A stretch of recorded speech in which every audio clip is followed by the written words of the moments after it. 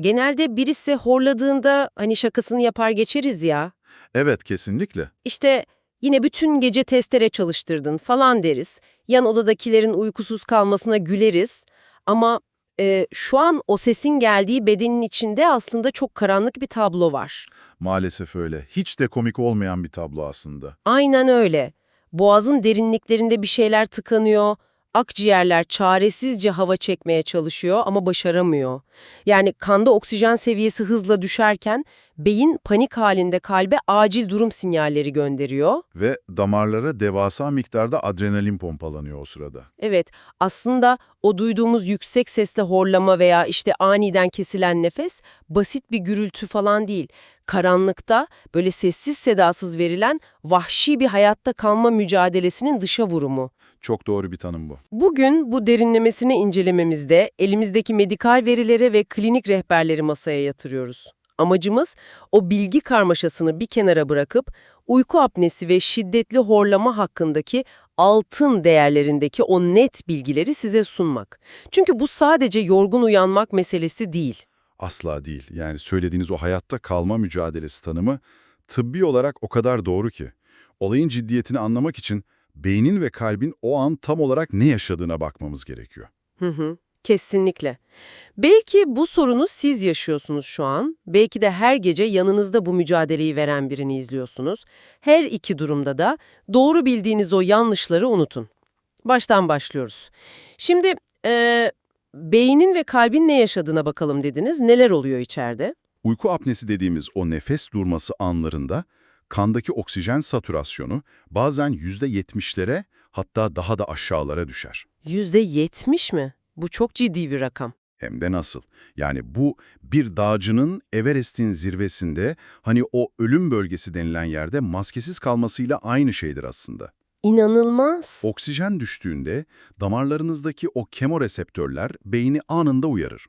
Beyin, ölüyoruz, hemen uyan diyerek otonom sinir sistemine dev bir şok dalgası gönderir. Ve kalp devreye giriyor tabii. Aynen öyle. Kalp atış hızınız fırlar, kan basıncınız aniden tavan yapar. İnsanlar gece böyle deliksiz uyuduklarını sanırlar ama işin aslı bedenleri sabaha kadar defalarca kalp krizi provası yapmıştır. Defalarca kalp krizi provası. Yani yatağa dinlenmek için giriyoruz ama bedenimiz bütün gece maraton koşuyor resmen. Bu konuyu o zaman sadece bir uyku kalitesi sorunu olarak görmemeliyiz. Kesinlikle. Doğrudan kardiyovasküler bir kriz olarak ele almalıyız bunu. Yaratmayan o soluk borusuna oluyor da birden kapanıyor. Yani bu işin mekaniği tam olarak nasıl işliyor? Şöyle ki, uyanıkken boğazımızdaki kaslar, özellikle o farangeal kaslar dediğimiz yutak çevresi dokular, belli bir gerginliğe sahiptir. Beynimiz bu kaslara sürekli bir açık kal sinyali gönderir. Hı hı. Ancak uykuya daldığımızda, özellikle de o REM uykusu dediğimiz derin rüya evresine geçtiğimizde, beynimiz kendimize zarar vermememiz için vücuttaki kasları geçici olarak felç eder. Rüyada koşarken yataktan fırlamayalım diye sanırım. Aynen öyle. Buna tıp dilinde atoni diyoruz. İşte bu felç durumu sırasında boğaz kaslarımız, dil kökümüz ve o yumuşak damağımız da tamamen gevşiyor. Sorun da tam burada başlıyor zaten. Eğer sırt üstü yatıyorsak işler değişiyor herhalde. Evet, sırt üstü yatıyorsanız bu gevşeyen dokular tamamen yer çekiminin insafına kalıyor. Yani bunu zihnimde canlandırmaya çalışıyorum şu an. Normalde içinden su geçen yumuşak bir bahçe hortumu düşünelim. Su rahatça akıyor ama sırt üstü yattığımda sanki o hortumun üzerine ayağımla basıyorum. Çok güzel bir benzetme. Hortum daralıyor, içerideki havanın basıncı artıyor. Hava geçmeye çalışırken o hortumun çeperleri titriyor ve garip sesler çıkmaya başlıyor. Üzerinden ayağımı çektiğimde, yani yan yattığımda o mekanik tıkanıklık açılıyor, değil mi? Kesinlikle öyle. Sırt üstü yattığınızda kocaman bir kas kütlesi olan diliniz adeta bir kaya gibi geriye, soluk borunuzun tam üzerine düşer. Hava o daralan yoldan geçmeye çalışırken de dokuları şiddetle titreştirir. İşte horlamada bu titreşim. Ta kendisi. Tamamen kapandığında ise nefes durur, yani o bahsettiğimiz apne gerçekleşir. Yan yattığınızda ise dokular arkaya değil yana doğru yığılır ve hava yolu merkezde açık kalır. Hatta tıbbi veriler burada çok spesifik bir detay vererek özellikle sol yana yatmayı öneriyor. İşte o detay benim notlarda çok ilgimi çekti. Sol yan. Neden sol? Sağ yanımla sol yanım arasında boğazımı etkileyecek ne gibi bir fark olabilir ki? Benim aklıma ilk akciğerler geldi aslında. Akciğerlerle ilgili değil mi diye düşündünüz? Evet, kalp solda olduğu için sol akciğerimiz daha küçük ya. Acaba akciğer kapasitesiyle ilgili bir durum var ortada diye düşündüm. Aslında doğrudan akciğer kapasitesiyle değil, vücudumuzun iç asimetrisiyle, yani sindirim ve dolaşım sistemimizin o asimetrik tasarımıyla ilgili bir durum. Nasıl yani? Midenizin şekline ve konumunu bir bakarsanız, midenin ana gövdesi vücudun sol tarafına doğru bir kavis yapar. Sol yana yattığınızda mide yer çekiminin de etkisiyle aşağıda kalır. Hı hı. Ve yemek borusuyla birleştiği o kapakçık kısmı yukarıda konumlanır. Bu da gece boyunca mide asidinin yemek borusuna, oradan da boğazımıza kaçmasını inanılmaz derecede zorlaştırır. Anladım. Yani asit yukarı çıkamıyor, yer çekimine karşı gelemiyor. Bir nevi reflüyü engelliyor. Peki ama reflünün horlamayla ne ilgisi var? Şöyle bir ilgisi var, mide asidi gece boyunca böyle mikro seviyelerde boğazınıza kaçarsa, o asit solunum yollarındaki çok hassas dokuları tahriş eder. Tahriş olunca da şişer tabii. Aynen öyle, ödem yapar. Zaten dar olan o hortum içeriden şişerek daha da çok daralır. Sol yana yatmak işte bu ödem riskini sıfıra yaklaştırıyor. Çok mantıklı. Başka bir sebebi de var mı peki bu sol tarafın? Var. Kalbe kan taşıyan en büyük toplar damarımız olan vena cava inferior, omurgamızın sağ tarafından geçer. Sağ taraftan. Tamam. Eğer sağınıza yatarsanız, iç organların bütün o ağırlığı bu ana damara baskı yapabilir. Ama sol yana yattığınızda bu damar üzerindeki baskı kalkar, kan dolaşımı inanılmaz rahatlar ve kalbin iş yükü hafifler. Muazzam bir biyolojik mühendislik gerçekten. Yani vücudumuzun içindeki o ufacık yerleşim farkları bile geceleri nasıl nefes aldığımızı belirliyor resmen. Tabii, en ufak bir asimetri bile etkili. Bu arada veriler başı vücuda göre hafif yukarıda tutmayı yani yüksek yastık kullanmayı da öneriyor. Evet, o da yerçekimi baskısını kırmak için. Herhalde boğazdaki o yer çekimi etkisini ve baş bölgesine giden kan hücumunu azaltarak işe yarıyor. Yerçekimi sanki hortumun üzerine dışarıdan basan bir ayak gibi dedik. Peki ya içerideki baskılar? O çok daha tehlikeli bir durum. Çünkü bazı insanlar hangi pozisyonda yatarsa yatsın yine de horluyor. Burada o görünmez yüke yani boyun çevresindeki yağ dokusuna geliyoruz sanırım. Boyun çevresindeki yağlanma, uyku apnesinin en büyük fiziksel bariyerlerinden biridir maalesef. İnsanlar kilo aldığında yağın sadece göbekte veya kalçada falan biriktiğini sanır. Dışarıdan görünen yerler sadece. Evet, ama o visceral yağ dediğimiz tehlikeli iç yağ dokusu organların ve dokuların ta arasına sızar. Boyun çevresinde yağlanma olduğunda bu yağ yutak kasların içine doğru sızarak oradaki dokuyu sadece ağırlaştırmakla kalmaz. Gevşetir de herhalde. Kesinlikle. Dokuyu gevşetir ve sarkık hale getirir. Gece kaslar o bahsettiğimiz atoniye yani felce girdiğinde o sarkık ve ağırlaşmış yağlı doku doğrudan hava yolunun üzerine çöker. Korkunç bir durum içerisi için. Bunu şey gibi düşünebilirsiniz, incecik bir çadır direğinin üzerine ıslak ve devasa ağır bir battaniye atmaya benzer bu. Direkt kırılmaz belki ama battaniyenin ağırlığıyla çadır tamamen içe göçer. Aynen öyle, bütün sistem çöker. Ve istatistikler burada beni okurken gerçekten sarstı.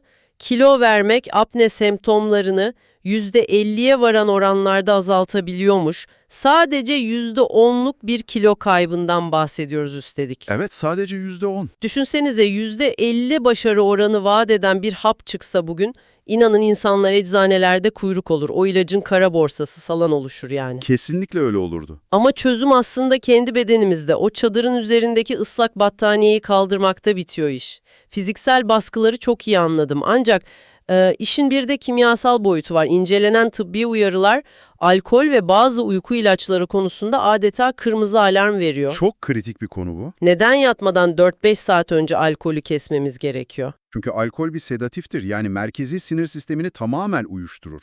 Biraz önce o normal uykudaki kas felcinden bahsetmiştik hani. Evet, atoni demiştik. O doğal bir süreçtir. Bizi korur. Ancak alkol veya o tarz yatıştırıcı ilaçlar devreye girdiğinde o kaslar doğal bir felçten ziyade kelimenin tam anlamıyla kimyasal bir komaya girer. Koma. Yani tamamen salıyor kendini. Evet, boğaz kasları o kadar şiddetli gevşer ki en ufak bir nefes çekişte o dokular birbirine vakumlanır. Şap diye yapışır. Fakat işin asıl korkunç kısmı boğazda falan değil, direkt beyinde gerçekleşir. Beynin o uyanma mekanizmasında mı bir sorun çıkıyor? Daha kendisi. Şunu sormak istiyorum ama bir dakika. İnsanlar genelde uykuya daha rahat dalmak için yatmadan önce bir kadeh bir şeyler içmez mi? Yani rahatlamak için yaptığımız bir şey aslında nefes borumuzu tamamen felç edip bizi uykusuz mu bırakıyor? Kesinlikle. Hatta geçenlerde ben de uzun bir uçuşta sadece biraz rahatlayıp uyuyabilmek için çok hafif bir sakinleştirici almıştım. Birkaç saat sonra aniden nefes nefese sanki suyun altında boğuluyormuşum gibi böyle dehşet içinde uyandım. O an sadece korkunç bir kabus gördüğümü sanmıştım.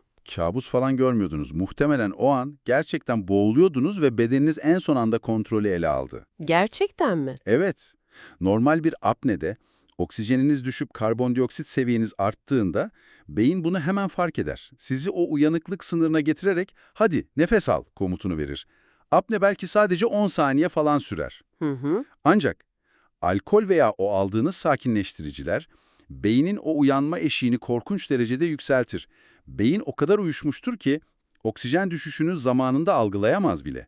10 saniyede müdahale etmesi gereken o beyin 30 saniye, 40 saniye, bazen koca bir dakika boyunca tepki vermez. Yani vücut içeride alarm zillerini çalıyor, içeride adeta bir yangın var ama itfaiyeci o kadar derin bir uykuda ki hiçbir şeyi duymuyor.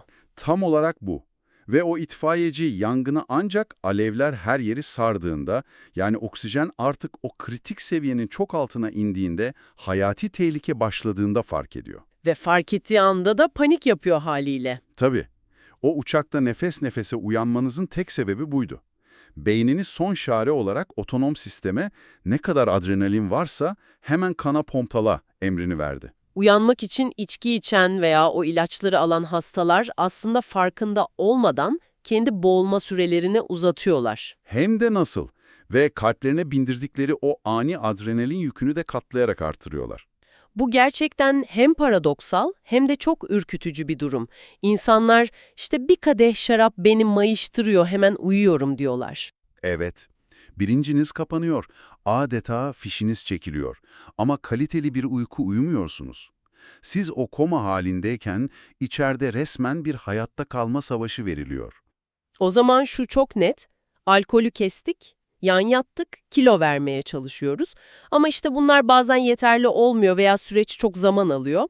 Ve insanlar çaresizlikle internette satılan o mucizevi horlamaya son cihazlarına falan saldırıyorlar. Ah evet, o çok büyük bir pazar. Bantlar, dilatörler, ağız içi böyle garip plastik aletler. Bunların anatomik olarak bir geçerliliği var mı gerçekten? Mesela şu çok popüler olan burun bantları. Gerçekten o bantı yapıştırınca bütün sorun mucizevi bir şekilde bitiyor mu?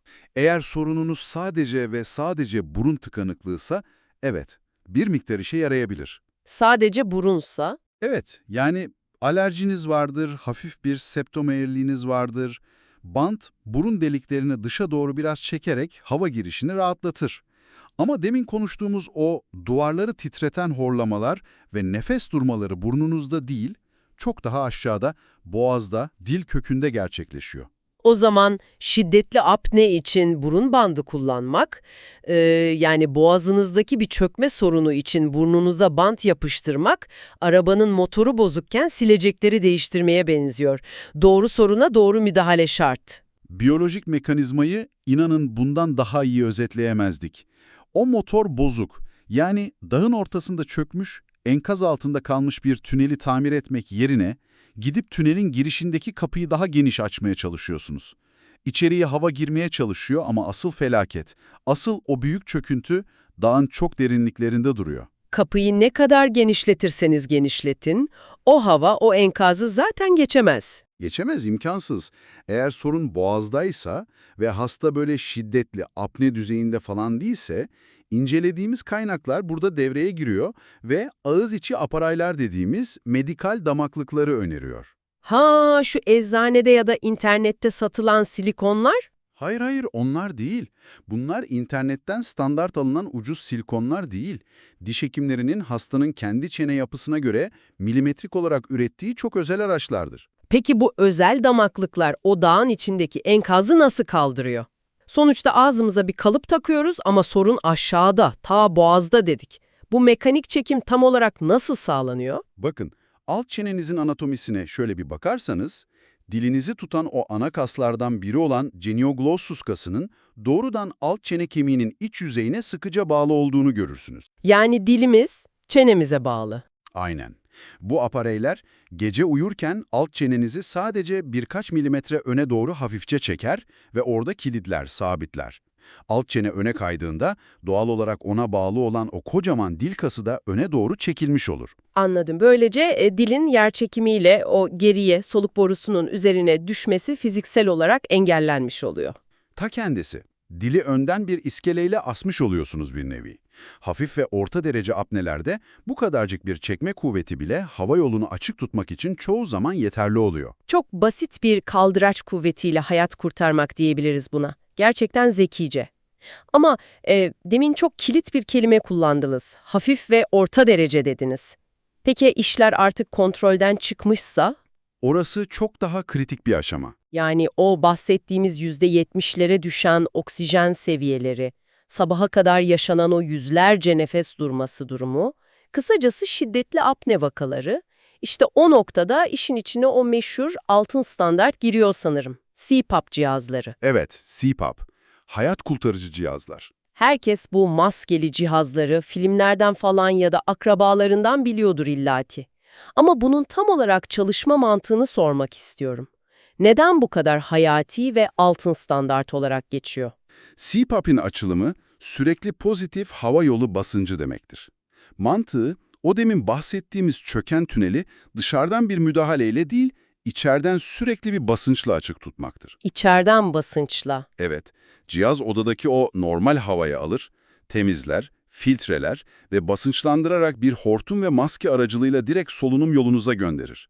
Bu basınçlı hava, hani sönmüş bir balonu şişirir gibi boğazınızdaki o sarkmış, çökmüş dokuları iter. Havadan yapılmış bölünmez bir destek sütunu yaratıyor adeta. Tam olarak öyle.